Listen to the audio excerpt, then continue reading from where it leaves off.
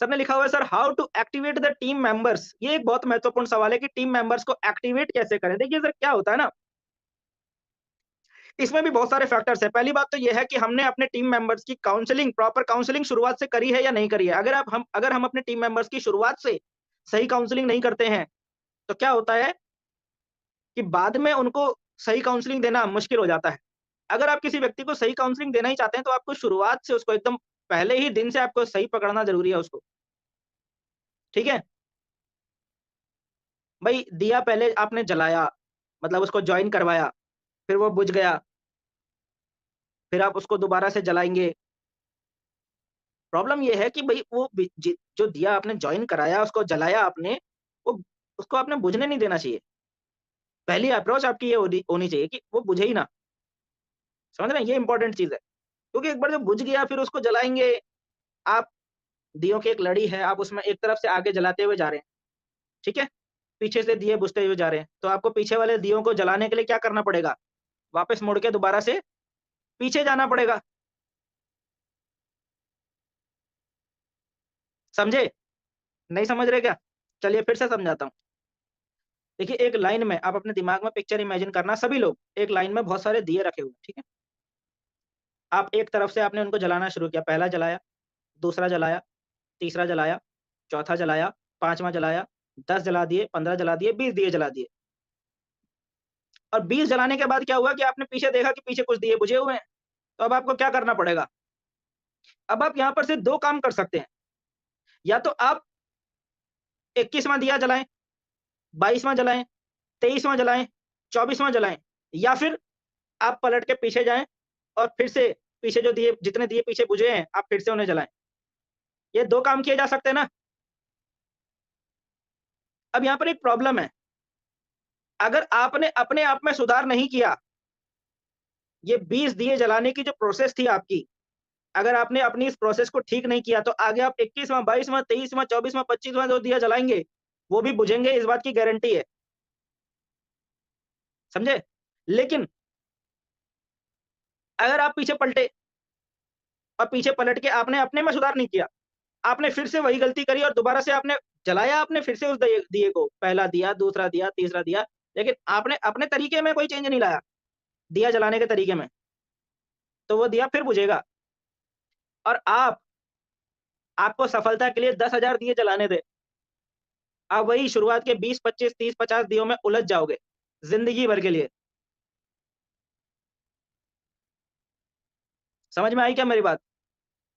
क्योंकि आप जलाते रहोगे, वो बुझते रहेंगे, आप जलाते रहोगे, आप बुझते रहेंगे। आप चाहोगे कि मैं जाऊँ और उस 21वें दिए को जलाऊँ, 22वें दिए को जलाऊँ, 25वें को जलाऊँ, 50 की टीम बनाऊँ, 100 की टीम बनाऊँ, आप चाहोगे, लेकिन आप उलझ चुके होगे उन्हीं को जलाने में। क्यों? ऐसा क्यों हो रहा है? क्योंकि हम अपने ढांचे को नहीं सुधार रहे, हम अपना तरीका नहीं सुधार रहे, हम अपनी आदतों को नहीं सुधार रहे, हम अपना तरीका नहीं सुधार रहे, हम अपने काम करने के तरीके को नहीं सुधार रहे।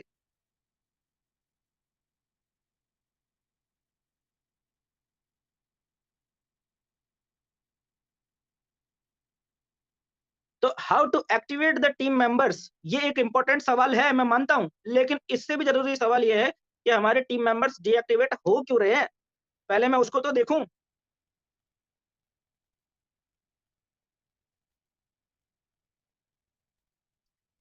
अगर मैं अपनी इस गलती को सुधार लूं कि मेरे टीम मेंबर्स इस कारण की वजह से डीएक्टिवेट हो जाते हैं, क्योंकि मैं उनके शुरू में एफआईएम नहीं करता, क्योंकि मैं उनको सही ट्रेनिंग नहीं देता, या मेरा उनको बिजनेस में लाने का तरीका ही गलत है, मैं उन्हें उल्टे सीधे पता नहीं क्या क्या अनाप शनाप दावे और वादे करके मैं उनको बिजनेस में ले आता हूं। ये सारी चीज़ों को अगर मैं ठीक करूँगा, तो जब मैं 21वाँ, 22वाँ, 23वाँ दिया जलाऊँगा तो चांसेज़ हैं कि वो नहीं बुझेंगे, है कि नहीं है? ज़्यादातर लोग उसी उसी उतने में ही क्यों उलझे पड़े हैं? ऑन साइट में तो दिखाई देता है 500 लोगों की टीम है, कि इसने 500 दिए जलाए हैं, लेकिन एक्चुअल में ग्राउंड में 500 के 500 बुझे हुए रहते हैं, क्यों बुझे रहते हैं वो? 500 के 500 दिए बुझ गए, अब क्या करूँ? अगला दिया अगर मैं जलाऊँगा, तो 500 वहाँ साइट में दिखाएगा कि इसने 501वाँ दिया जला दिया, लेकिन एक्चुअल में मेरे पास एक ही दिया है अभी जलता हुआ, पीछे के 500 तो सब बुझ चुके हैं।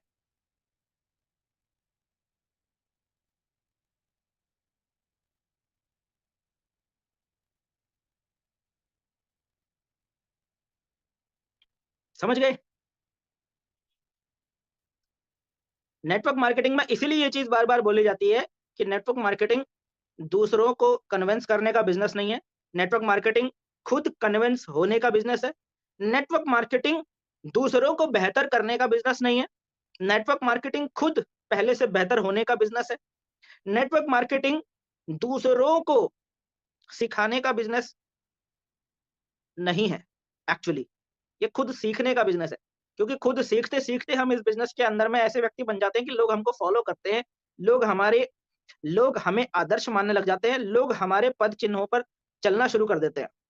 कि हाँ, ये व्यक्ति इस तरीके से काम करके सक्सेस हो रहा है, तो मैं भी इसको फ़ॉलो करके इसके तरह मैं भी सक्सेस होता हूँ। तो ये उस तरह का बिज़नेस है।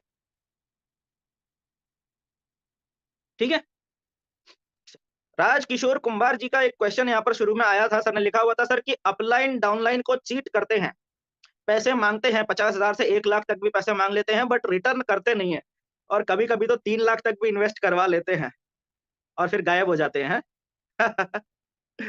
क्या बात है सर!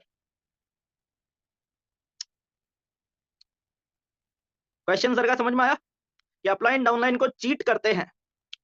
एक बात मुझे बताइए कि एक कॉमन सेंस नाम की चीज़ होती है कि नहीं होती है?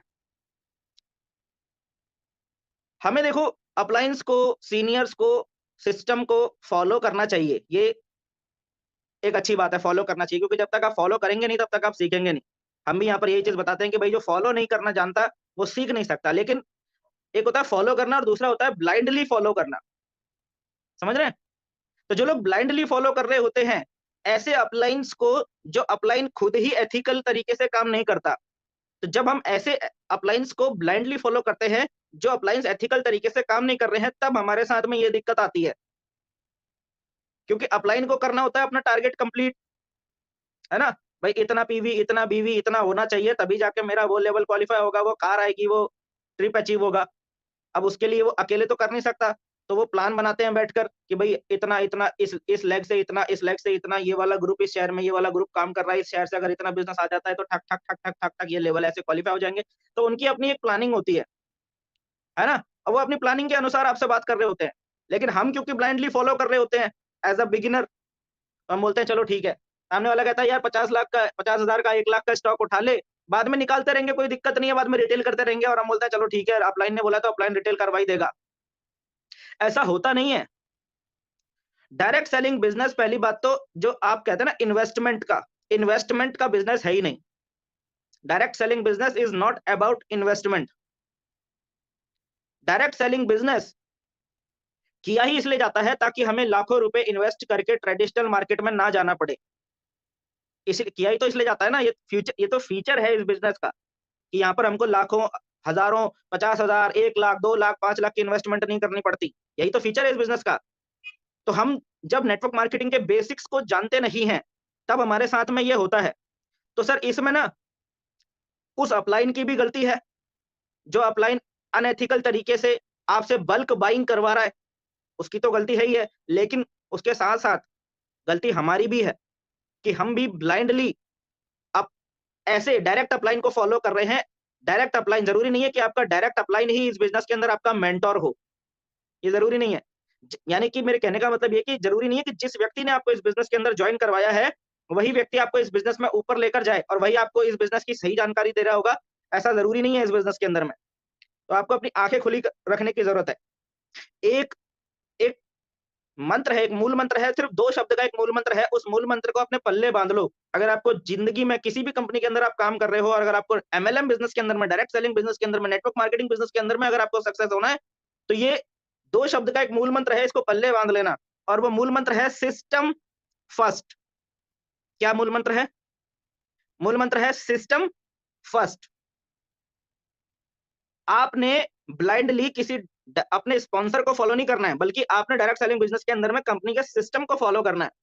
क्या किसी कंपनी की ट्रेनिंग के अंदर ऐसा बोला जाता है क्या? कि इतने का सामान खरीद लो, उतने का सामान खरीद लो, 3 लाख, 5 लाख की इन्वेस्टमेंट कर लो। मुझे तो नहीं पता ऐसा किसी भी कंपनी के ट्रेनिंग सेशन में ऐसा बताया जाता हो।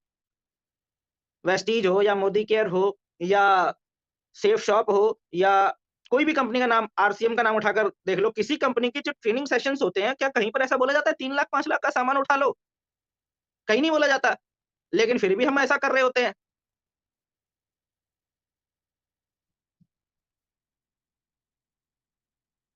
तो ये हमारी गलती है, ठीक है? आपको अमीर बनाना आपकी ज़िम्मेदारी है। आपको अमीर बनाना किसी और की ज़िम्मेदारी नहीं है। अपने दिमाग से फितूर निकाल दो। जो भी आदमी इस बिज़नेस के अंदर आया है ना, प्रैक्टिकल और एकदम सीधी साफ स्पष्ट बात ये है कि हर इंसान इस बिज़नेस के अंदर अपने आप को अमीर बनाने के लिए आया है। अपने लेवल्स, उसकी हर एक एक्टिविटी अपना लेवल्स क्वालीफाई करने के लिए, अपने आप को कंपनी के टॉप लेवल पर ले जाने के लिए होती है हर व्यक्ति की एक्टिविटीज़। अब इसमें से कुछ लोग एथिकल तरीके से ये चीज़ें एक्टिविटीज़ कर रहे होते हैं, कुछ लोग अनएथिकल तरीके से कर रहे होते हैं। आपकी लाइन ऑफ स्पॉन्सरशिप में भी ऐसे बहुत सारे लोग हो सकते हैं, जो हो सकता है अनएथिकल तरीके से अपना लेवल अपग्रेड करने के लिए एक्टिविटीज़ करते हों ग्राउंड के अंदर, उसी तरह की बातें करते हों, उसी तरह की बातें बताते हों। तो आपको उन लोगों को पहचान के उनसे दूरी बनानी पड़ेगी। कुछ लोगों के खराब होने से पूरी इंडस्ट्री खराब नहीं हो जाती है। कुछ लोगों के बम फोड़ देने से कुछ लोगों के बम फोड़ देने से क्या पूरी की पूरी कोई धर्म या कोई कौम या कोई पर्टिकुलर कम्युनिटी आतंकवादी घोषित हो जाती है क्या? नहीं ना। तो ऐसे ही यहाँ पर भी है। तो कुछ लोगों के खराब होने से पूरी की पूरी इंडस्ट्री खराब नहीं हो जाती। तो उस चीज़ को ख़्याल रखना पड़ेगा आपको। और ये 3 लाख 5 लाख का इन्वेस्टमेंट, इतना इन्वेस्टमेंट करना है तो कुछ और कर लो। फिर तो आपके सामने बहुत सारे इन रास्ते खुल जाते हैं। नेटवर्क मार्केटिंग नेटवर्क मार्केटिंग में सफलता लाखों करोड़ों रुपए के इन्वेस्टमेंट से नहीं मिलती है। लाखों लोगों का डिस्ट्रीब्यूशन सिस्टम क्रिएट करने से बनती है। फिर चाहे आपकी आपकी कंपनी में आपने अपना नेटवर्क बनाया हो, लोगों को 10-10 हज़ार से एंट्री करवा के आपने अपना डिस्ट्रीब्यूशन नेटवर्क बनाया है, या आपने 1-1 लाख रुपए से लोगों को जॉइन करवा के अपना डिस्ट्रीब्यूशन नेटवर्क बनाया है, मायने रखता है एक चीज़, आपका डिस्ट्रीब्यूशन नेटवर्क, यानी कि आपकी टीम कितनी ज़्यादा कारगर है, आपकी टीम कितनी ज़्यादा दमदार है, आपकी टीम कितनी ज़्यादा एक्टिव है, आपकी टीम कितनी ज़्यादा सेल और रीपर्चेज़, सेल, ये सारी एक्टिविटीज़ आपकी टीम में कितनी ज़्यादा हो रही हैं, वो आपके सक्सेस का रेशियो डिफाइन करता है इस बिज़नेस के अंदर में। आपने कितने का इन्वेस्टमेंट किया है, 50 लाख की बल्क बाइंग करके रख ली है या 50 करोड़ की बल्क बाइंग करके रख ली है, उससे आपका सक्सेस का कोई लेना-देना नहीं है इस बिज़नेस के अंदर में, ठीक है? समझ गए सर? चलिए, आगे चलते हैं इसके अंदर में। अगला क्वेश्चन।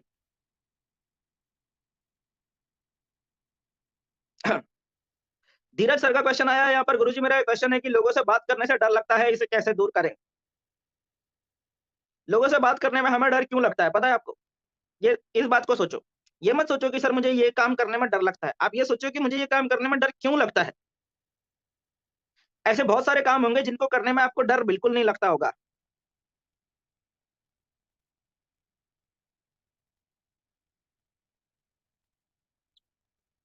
और ऐसे इस बिज़नेस के अलावा भी ऐसे बहुत सारे काम होंगे जिनको करने में आपको डर लगता होगा, है ना? किसी को पानी में कूदने से डर लगता है, किसी को जैसे मैं हूँ मेरे को ऊँचाई से डर लगता है भाई, है ना? मेरे को पानी से डर नहीं लगता। पानी में कूदा दो मेरे को, कोई दिक्कत नहीं है, ठीक है? लेकिन मुझे ऊँचाई से डर लगता है।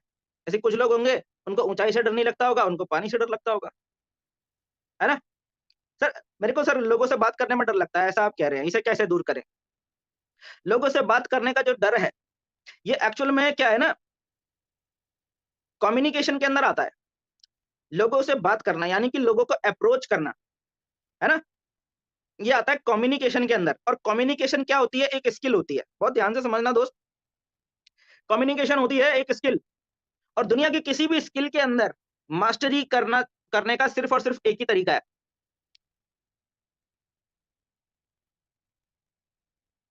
कर के। जैसे ड्राइविंग एक स्किल होती है, स्विमिंग एक स्किल होती है। आप कितनी भी क्लासेस में बैठ के ड्राइविंग के बारे में, स्विमिंग के बारे में सीख लो, पढ़ लो, फ़ोटोज़ देख लो, वीडियोज़ देख लो, है ना? कितना भी हो जाए। लेकिन जब तक आप एक्चुअल में कूदोगे नहीं पानी में, या आप एक्चुअल में गाड़ी की स्टीयरिंग सीट पर बैठोगे नहीं, ड्राइविंग सीट पर बैठ के उसको एक्चुअल में चलाओगे नहीं, तब तक वो चीज़ आएगी नहीं, ठीक है? तो ऐसे ही लोगों से बात करने का जो डर है, इसे कैसे दूर करें? ये बात कर के ही डर दूर होगा। ज़रूरी थोड़ी है कि आप कंपनी के बारे में या बिज़नेस के बारे में ही बात करो। आप बस लोगों से बात करना शुरू करो। कम्युनिकेशन के ऊपर बिल्कुल एक डिफरेंट ट्रेनिंग सेशन होता है। लेकिन उस पूरे ट्रेनिंग सेशन को अटेंड करके भी आपको फ़ायदा मिलेगा या नहीं मिलेगा, इसकी कोई गारंटी नहीं है, क्योंकि जब तक बताई हुई बात को आप इम्प्लीमेंट करना शुरू नहीं करेंगे, तब तक कोई चेंज नहीं आने वाला, कोई सुधार नहीं आने वाला। Implementation is important thing. तो मुझे लोगों से बात करने में डर लगता है सर, मैं क्या करूँ? देखो मैं आपको एक बात बता दूँ, मैं यानी कि दिनेश जोशी, मुझे भी लोगों से बात करने में बहुत डर लगता था। इवन मैं आज भी एक इंट्रोवर्ट टाइप का इंसान हूँ। आज मुझे इस इंडस्ट्री के अंदर में बहुत साल हो गए, बहुत साल हो चुके हैं। मैं आज भी एक इंट्रोवर्ट टाइप का इंसान हूँ। यानी कि मैं आज भी बहुत ज़्यादा लोगों में घुलना-मिलना पसंद नहीं करता और ऐसा ही मैं तब भी था जब मैं इस बिज़नेस के अंदर शुरुआत कर रहा था। लेकिन मुझे ये बात बहुत जल्दी समझ में आ गई थी कि लोगों से बात ना कर पाने की जो मेरी समस्या है ना, ये समस्या मेरी सक्सेस के रास्ते में सबसे बड़ा रोड़ा बनने वाली है। तो मैंने सबसे पहले इसी के ऊपर काम किया था। मैंने लोगों से बात करना शुरू कर दिया था। मैं लोगों से बात करता गया, करता गया, करता गया, करता गया, करता गया, करता गया। मुझे इस बिज़नेस के अंदर में बहुत समय लगा था शुरुआत में पहला चेक उठाने में। मुझे नहीं लगता इस सेशन के अंदर में ज़्यादातर लोग ऐसे होंगे जिनको मुझसे बहुत कम समय लगा होगा इस बिज़नेस के अंदर में पहला चेक उठाने में। मुझे 6 महीने लगे थे इस बिज़नेस के अंदर में पहला कमीशन चेक लेने में ₹835 का। 6 मंथ। और उस 6 मंथ के अंदर मैं क्या कर रहा था? मैं अपनी यही जो प्रॉब्लम है, लोगों से बात करने में मुझे डर लगता था, मैं इस प्रॉब्लम से अपने आप को बाहर निकाल रहा था। देहरादून में जब मैंने अपना काम स्टार्ट किया था ना, मुझे अपने मकान मालिक का नाम भी नहीं पता था। मुझे वहाँ रहते-रहते 6 महीने से ज़्यादा हो गए थे, मुझे मकान मालिक का नाम तक नहीं पता था। मैं इस टाइप का इंसान था। तो ये ऐसा नहीं कि ये आपके साथ ही है, लेकिन आपको ये समझना पड़ेगा कि क्या आपके आपके अंदर इस बिज़नेस को लेकर वो सीरियसनेस है कि नहीं है? ये ज़्यादा इम्पोर्टेंट चीज़ है। अगर आपके अंदर इस बिज़नेस को लेकर वो सीरियसनेस है, तो आप इस बिज़नेस में सक्सेस हो जाएँगे, कोई दिक्कत वाली बात नहीं है। है ना? लोगों से बात करने में डर लगता है, तो आपको लोगों से ज़्यादा से ज़्यादा लोगों से बात करने की ज़रूरत है। ज़रूरी नहीं है कि आप कंपनी के बारे में या बिज़नेस के बारे में ही लोगों से बात करें। आप लोगों से बात करना शुरू करो। उनकी प्रॉब्लम्स के बारे में तो बात कर सकते हैं ना। ज़रूरी नहीं है कि आप उनको उनकी प्रॉब्लम्स के सॉल्यूशन के बारे में उनसे बात करें। आपके पास सामने वाले के हर प्रॉब्लम का सॉल्यूशन होना ज़रूरी नहीं है। और लोगों को लोगों को सिर्फ़ सॉल्यूशन बताने वाले लोग नहीं चाहिए। लोगों को ऐसे लोग भी चाहिए, जो भले ही उनको सॉल्यूशन ना बता पाएँ, लेकिन एट लीस्ट उनकी प्रॉब्लम तो ध्यान से सुन लें। क्योंकि यहाँ तो लोगों को अपनी प्रॉब्लम सुनाने के लिए ही लोग नहीं मिलते, है ना? तो आप लोगों से प्रॉब्लम सुनने के लिए भी बात कर सकते हो। लोगों की ज़िंदगी में बहुत सारी समस्याएँ चल रही हैं, उनको सुनने ज़रूरी नहीं है कि आपके पास उनका सॉल्यूशन ही हो। समझ में आ रहा है? जब हम पहले से अपना माइंड सेट करके जब हम सोचते हैं कि यार कि मुझे इसी बारे में ही बात करनी है, तब हमारा कॉन्फिडेंस गिर जाता है। मैं बिगिनर्स की बात कर रहा हूँ। जब बिगिनर्स ये सोच लेते हैं ना कि वो फलाना-फलाना पर्सन है और मुझे उससे बिज़नेस के बारे में बात करनी है, जाकर। मुझे अभी जाकर उससे बिज़नेस के बारे में बात करनी है। तो जब हम पहले से ये सोच रहे होते हैं कि मुझे उस फलाना पर्सन के पास जाना है इतने बजे और मुझे उससे बिज़नेस के बारे में बात करनी है, तो हमारा कॉन्फिडेंस गिर जाता है। बिगिनर्स की बात कर रहा हूँ ये। बिगिनर्स के साथ में ऐसा होता है और फिर उन्हें डर लगने लग जाता है, यार क्या ही बात करूँगा बिज़नेस के बारे में। बिज़नेस को साइड में रख दो थोड़ी देर के लिए, ठीक है? मुझे सिर्फ़ उस व्यक्ति से मिलना है, इसके बारे में बात करो, इसके बारे में सोचो। बात करने के बारे में सोचो ही मत, मिलने के बारे में सोचो। जब आप मिलने के बारे में सोचोगे तो सामने वाला अपने आप ही आपसे थोड़ी देर के बाद खुल जाएगा। जब लोग आपसे खुलने शुरू हो जाएँगे तब आप उनसे आसानी से बात कर पाएँगे। आपका भी कॉन्फिडेंस लेवल बढ़ेगा और उनका भी कॉन्फिडेंस लेवल बढ़ेगा। हम ये क्यों भूल जाते हैं कि अगर सामने वाला हमारे लिए स्ट्रेंजर है, तो हम भी तो सामने वाले के लिए स्ट्रेंजर हैं।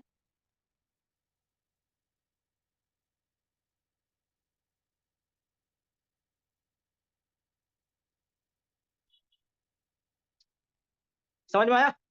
चलिए। साथ में सर ने लिखा हुआ है कि सर विदेश में बैठे हुए लोगों को कैसे समझाएँ कि वेस्टीज बिज़नेस क्यों करना चाहिए?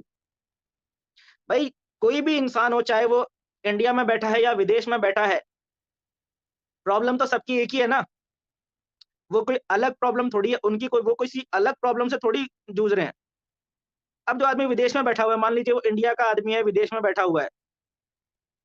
मान लीजिए इंडिया का आदमी है, विदेश में बैठा हुआ है। फैमिली उसकी इंडिया में है, बीवी-बच्चे, माँ-बाप सब इंडिया में है, वो बैठा हुआ है विदेश में। अब आप उसको क्या समझाएँगे ऐसा? सॉल्यूशन तो आपके सामने ही है ना, आपको सामने ही दिख रहा होगा कि भई क्या समझाया जाए इस आदमी को। वो विदेश में क्यों बैठा हुआ है अपनी फैमिली को छोड़कर? पैसा कमाने के लिए। तो उसको और क्या समझाने की ज़रूरत है हमको? एक ही चीज़ तो समझाने की ज़रूरत है कि जिस डॉलर को कमाने के लिए वो विदेश में जाके बैठा हुआ है, वही डॉलर वो अपने घर में बैठकर अपनी फैमिली के बीच बैठकर कमा सकता है। उससे ज़्यादा कमा सकता है। यही तो समझाने की जरूरत है विदेश में बैठे हुए लोगों को। अब मान लीजिए कोई फॉरेनर ही है, वो इंडिया से उसका कोई लेना-देना नहीं है, वो फॉरेन में ही पैदा हुआ, फैमिली भी फॉरेन में ही है, वहीं रहता है, वहीं खाता-पीता है। तो पहले तो आपको उसकी लैंग्वेज आनी चाहिए, वो जिस लैंग्वेज में बात करता है। अगर आपको उसकी लैंग्वेज आती है तो बहुत अच्छी बात है, या फिर आपको यूनिवर्सल लैंग्वेज यानी कि जो इंग्लिश है वो आती है तो बहुत अच्छी बात है। प्रॉब्लम उसके साथ भी वही है, वो कोई अलग प्रॉब्लम से थोड़ी जूझ रहा है। भाई ईएसबीआई जो कैश फ्लो क्वाड्रेंट है, वो बताने वाला व्यक्ति कौन है? इंडिया का है क्या? नहीं ना, वो तो इंडिया से बाहर का व्यक्ति है। कई देशों में उस व्यक्ति का बिज़नेस है और वो हर देश में जाकर वो यही ईएसबीआई बताता है। गलत बोल रहा हूँ क्या? तो वो जो ईएसबीआई का जो क्वाड्रेंट है, कैश फ्लो क्वाड्रेंट जो है, वो जितना तार्किक और प्रासंगिक इंडिया के लिए है, उतना ही तार्किक और प्रासंगिक वो अमेरिका के लिए भी है, उतना ही तार्किक और प्रासंगिक वो जापान, चाइना, पाकिस्तान, नेपाल, बांग्लादेश सभी के लिए है। तो अगर वो है, तो इसका मतलब जो हमारी समस्याएँ हैं, वही उनकी भी समस्याएँ हैं। और वेस्टीज बिज़नेस क्यों करना चाहिए? वेस्टीज की ही अगर बात कर लें कि भई वेस्टीज बिज़नेस क्यों करना चाहिए? तो वेस्टीज एक ऐसे मॉडल पे चलता है, जो मॉडल ग्लोबली बहुत ज़्यादा एक्सेप्ट किया हुआ है। जो वेस्टीज का जो बिज़नेस मॉडल है, वो बिज़नेस मॉडल है जिसको ग्लोबली एक्सेप्टेंस मिली हुई है। आज तो वे आज तो वेस्टीज का प्रोफाइल ही इतना बड़ा हो चुका है कि आप किसी व्यक्ति को अगर प्रोफाइल भी समझाओगे, तो भी आदमी को समझ में आ जाएगा कि यार इतना तगड़ा प्रोफाइल है इस कंपनी का, तो क्यों नहीं करना चाहिए? समझ में आया? चलिए। चलिए, यहाँ पर एक बहुत इंपॉर्टेंट क्वेश्चन आया हुआ है सुरेश निषाद सर का। सर ने लिखा हुआ है कि सर अपलाइन दूसरी कंपनी में चले गए हैं तो क्या करें? सिल्वर से लेकर डायमंड तक के सारे अपलाइन दूसरी कंपनी में चले गए। यानी कि आपकी पूरी लाइन ऑफ स्पॉन्सरशिप वहाँ चली गई ना, तो आप भी चले जाइए। यही आपके लिए हितकर रहेगा। आप बोलेंगे यार सर ये क्या बता रहे हो सर, आप तो दगाबाजी करने की बात कर रहे हो। कंपनी को धोखा देने की बात कर रहे हो। देखिए सर, मैं एक चीज़ बताता हूँ। नेटवर्क मार्केटिंग क्या है ना, एक टीम बिज़नेस है।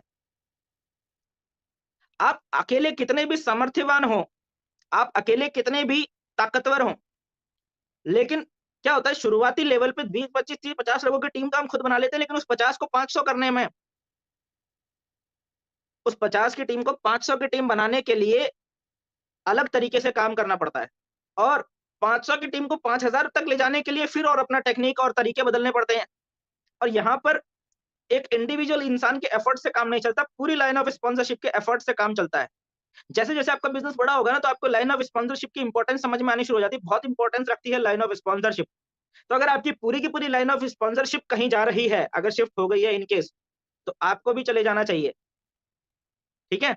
लेकिन यहाँ पर एक दूसरा पॉइंट भी आता है कि हो सकता है कि आपका 1 या 2 अपलाइन, आपका डायरेक्ट स्पॉन्सर या फिर उनका डायरेक्ट स्पॉन्सर हो सकता है कंपनी छोड़कर चले गए हों, 1 या 2 अपलाइन, लेकिन उनके ऊपर के अपलाइन जो है कंपनी के अंदर ही हों। तो ऐसे केस में आपको इन 2 अपलाइनों को छोड़कर ऊपर पकड़ लेना चाहिए हाथ। समझ में आ गया?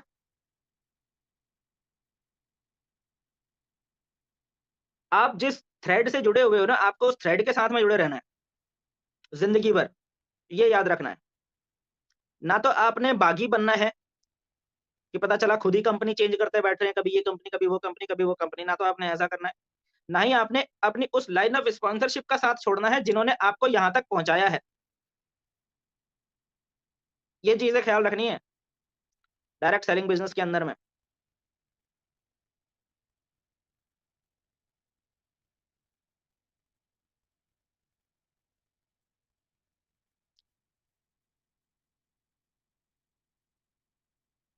कभी-कभी कुछ लोगों की कभी-कभी कुछ लोगों की ना मति भ्रष्ट हो जाती है, थोड़ी-सी सफलता मिलने के बाद में।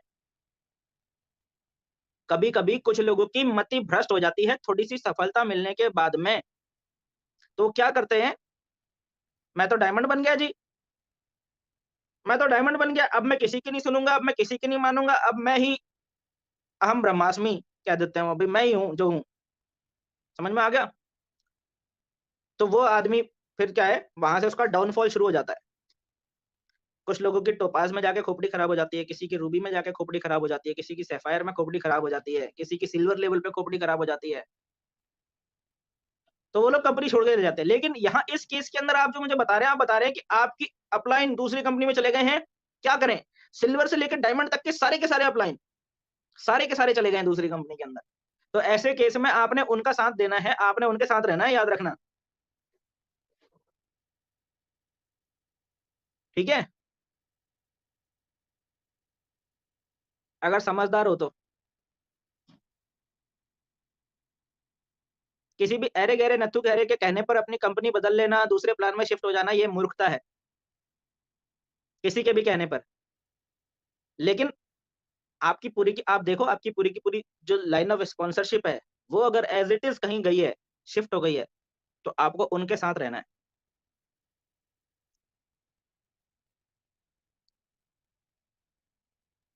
और ये बात आपको कोई बताएगा नहीं। कोई भी यूट्यूब पे, कोई भी जितने भी ट्रेनर्स बैठे पड़े हैं ना यूट्यूब पर, so called trainers, motivational speakers जो बैठे पड़े हैं, वो कोई भी नहीं बताएगा आपको ये बात। क्योंकि आपकी सफलता से किसी को कोई लेना-देना नहीं है। आपकी सफलता से सिर्फ़ आपको लेना-देना है। ठीक है? एक और यहाँ पर क्वेश्चन आया हुआ है, अरविंद तुरेराव मोटिवेशन सर का आया है, यहाँ पर एक क्वेश्चन सर ने लिखा हुआ है, सर हम तो फील्ड में जाते हैं, प्लान भी दिखाते हैं, उन्हें प्लान भी अच्छा लगता है, लेकिन सेल क्लोज़ नहीं हो रही है, सर क्या करें? इसके बारे में हमने बहुत बार बात करी है एक्चुअल में। पहली बात तो ये सोचना बंद कर दो कि मैं बड़ा विशेष हूँ, मैं बहुत विशेष पैदा हुआ हूँ, मैं अलग ही तरीके से पैदा हुआ हूँ, ये सोचना पहले बात तो बंद कर दो। क्योंकि हम सब एक ही तरीके से पैदा हुए हैं, ठीक है? हो सकता है हम सब लोगों के ड्राइविंग लाइसेंस का नंबर अलग-अलग हो, हमारे ड्राइविंग लाइसेंस का जो रजिस्ट्रेशन नंबर है सबका अलग-अलग हो सकता है।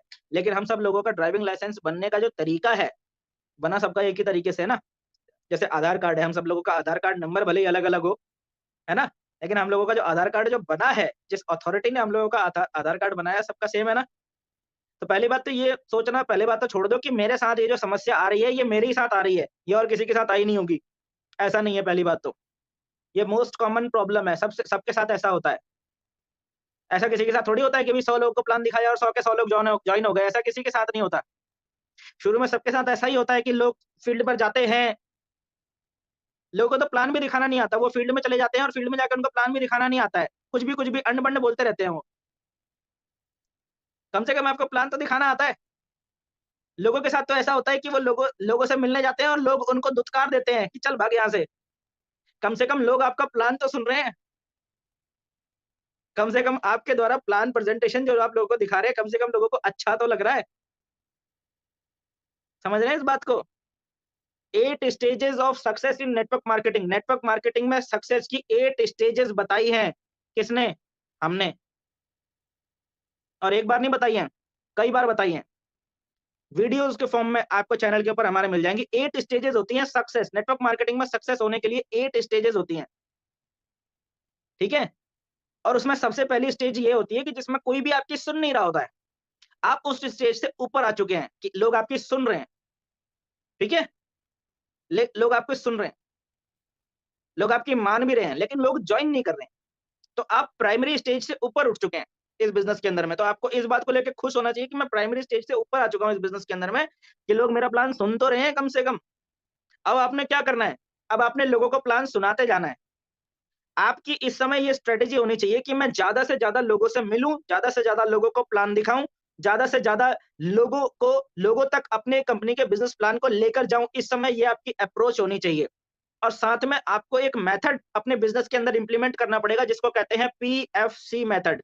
नोट कर लीजिएगा, सभी लोग लिख लीजिएगा, उसको कहते हैं पीएफसी मेथड। पी का मतलब होता है प्लान, एफ का मतलब होता है फॉलो अप, सी का मतलब होता है क्लोजिंग। अपना डेली का एक ट्रैक रिकॉर्ड बनाइए आप। पीएफसी रिपोर्ट कहते हैं जिसको। क्या कहते हैं? पीएफसी रिपोर्ट कहते हैं। बहुत ध्यान से समझ लेना बात को। पी का मतलब होता है प्लान। आपने आज कितने प्लान किए, वो आपको डेली लिखना है। आपने आज कितने फॉलो अप किए, वो आपको डेली लिखना है। और आज कितनी क्लोजिंग हुई, वो आपने डेली लिखना है। मान लीजिए जैसे मैं आज दिन भर घूमा, मैंने 4 लोगों को प्लान दिखाया, 2 लोगों का फ़ॉलो अप किया, क्लोजिंग एक भी नहीं हुई, तो मेरी आज की पीएफसी रिपोर्ट क्या बनेगी? 4-2-0 क्या बनेगी? आज की मेरी पीएफसी रिपोर्ट क्या बनेगी? 4-2-0। मैंने 4 लोगों को प्लान दिखाया, 2 लोगों का फ़ॉलो अप किया, क्लोजिंग एक भी नहीं हुई, 0। ठीक है? अब सेम काम मैं कल करूँगा, 4 लोग कुछ लोगों को प्लान दिखाऊंगा, कुछ का फॉलोअप करूंगा, कुछ का क्लोजिंग करने की कोशिश करूंगा और फिर शाम को डेली रिपोर्ट बनाऊंगा। मान लीजिए मैंने कल के दिन में 3 लोगों को प्लान दिखाया, 4 लोगों का फॉलोअप किया, एक भी क्लोजिंग नहीं हुई। 3 लोगों को प्लान दिखाया, 4 का फॉलोअप किया, क्लोजिंग एक भी नहीं हुई। तो मेरी कल की रिपोर्ट क्या बनेगी? 3-4-0। तो इस तरीके से आपको अपनी डेली की रिपोर्ट बनानी है। तो उसमें आपको दिखाई देगा कि सर देखिए, आपको डेली दिखाई देगा कि यार पी भी हो रहा है, एफ भी हो रहा है, लेकिन सी 0 हो रहा है, यानी कि क्लोजिंग नहीं हो रही है।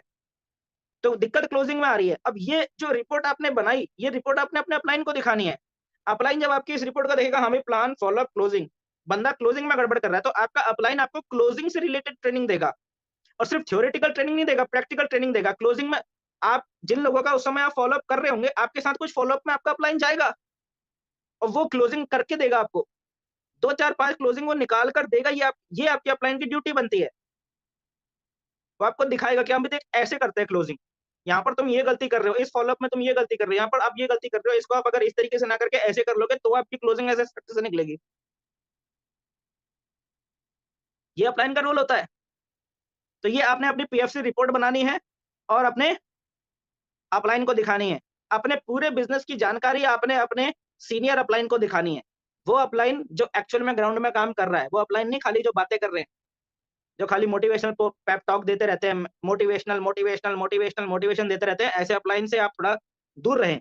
वो अपलाइन जो एक्चुअल में ग्राउंड में काम करता है, जो ग्राउंड में ही रहता है, प्लान भी दिखाता है, फॉलोअप भी करता है, क्लोजिंग भी निकाल रहा है, क्लोजिंग भी कर रहा है, डेली 2-2, 4-4 क्लोजिंग कर रहा है। ऐसे अपलाइन के साथ बैठो, अपने बिज़नेस को डिस्कस करो कि सर मैं ऐसे काम कर रहा हूँ, ऐसे काम करता हूँ, ये करता हूँ, ये करता हूँ, ये करता हूँ, ये करता हूँ, ऐसे प्लान दिखाता हूँ, ऐसे कपड़े पहनता हूँ, इस तरीके से लोगों को अप्रोच करता हूँ, ऐसे फॉलोअप करता हूँ। ये देखिए सर, ये मेरे फॉलोअप का ट्रैक रिकॉर्ड है, पूरा बताओ। फिर वो आपका अपलाइन आपको सॉल्यूशन देगा। आपके साथ ग्राउंड में 2-4 सारी क्लोजिंग करके नहीं देगा अपलाइन आपको कभी भी। हाँ, 1, 2, 3 क्लोजिंग हो सकता है वो आपको करने में मदद कर दे। लेकिन उसके बाद करना आपने खुद ही है।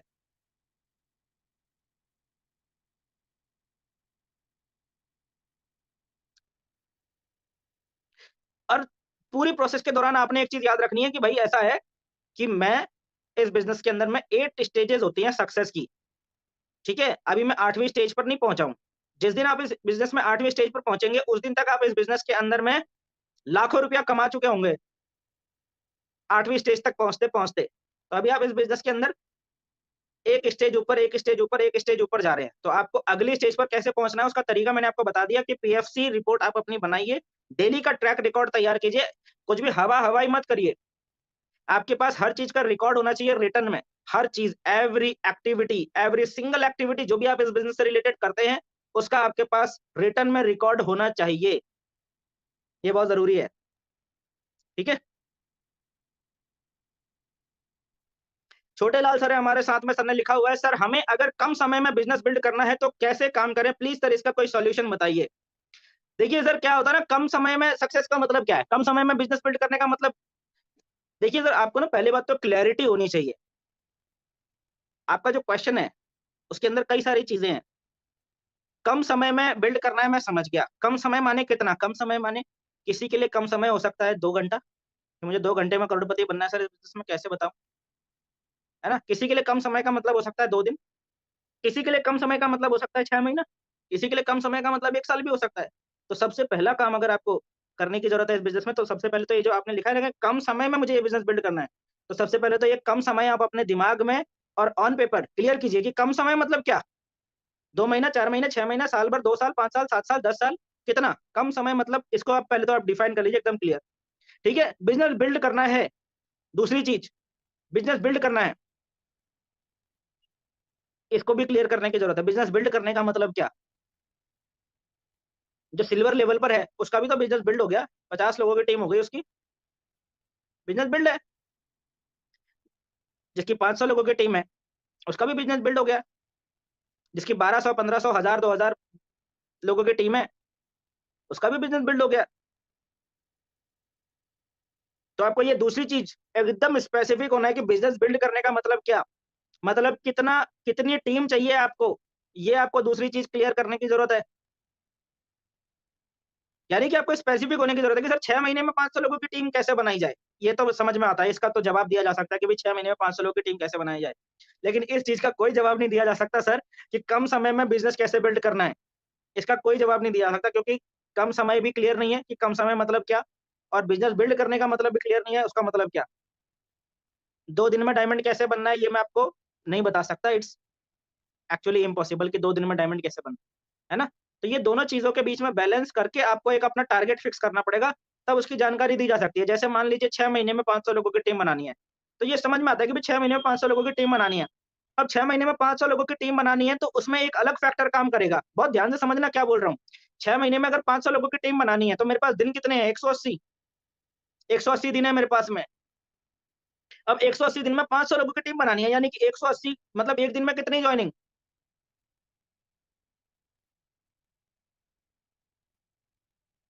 3। चलो शुरू में 2 की स्पीड से भी अगर चले, अगर शुरू में हम 2 की स्पीड से भी चले कि 2 जॉइनिंग पर डे, तो आप अंदाजा लगाओ कि अगर मुझे 2 जॉइनिंग पर डे यानी कि 2 क्लोजिंग मुझे पर डे अगर निकालनी है, तो मुझे कितने प्लान करने पड़ेंगे, कितने फ़ॉलो-अप करने पड़ेंगे, ये आप अंदाजा लगा लो। क्योंकि ये डिपेंड करता है पर्सन टू पर्सन।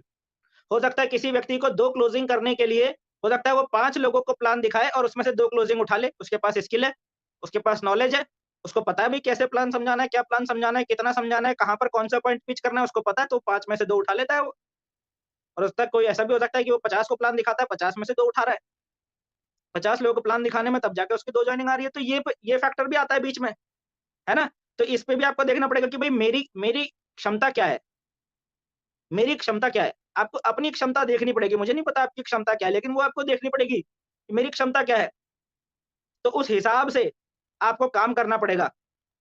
6 महीने में 500 लोगों की अगर आपको टीम बनानी है, तो आपको शुरुआत से ही आपको डेली कम से कम 2 जॉइनिंग तो उठानी पड़ेंगी ना।